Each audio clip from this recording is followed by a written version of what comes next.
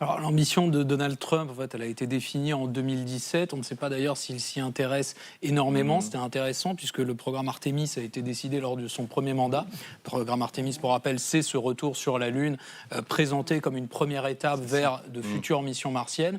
Et effectivement, il a été un petit peu au début de son mandat, notamment dans son discours d'inauguration, comme il était énormément soutenu par Elon Musk, qui lui est plutôt focalisé sur Mars, a été apparemment surpris de la réaction de la foule et de l'intérêt de la foule pour ces missions martiennes. Et donc, le programme qu'il a lancé lui-même, qui d'ailleurs par ailleurs a été poursuivi sous Joe Biden, puisque c'était un programme qui satisfaisait énormément de monde, le programme Artemis, à la fois au niveau politique interne aux États-Unis, au niveau politique international, puisque l'Europe fait partie de ce programme et procure des éléments importants du programme, et au niveau industriel, ça permettait de remettre la NASA en tête de pont pour l'exploration spatiale. Et là, cette hésitation justement entre Mars et la Lune, qui est liée à cette relation entre Musk et Trump qu'on a vu au début de l'été, a eu énormément de problèmes, pose pas mal de questions finalement sur l'avenir de ce programme. J'ajoute que la Chine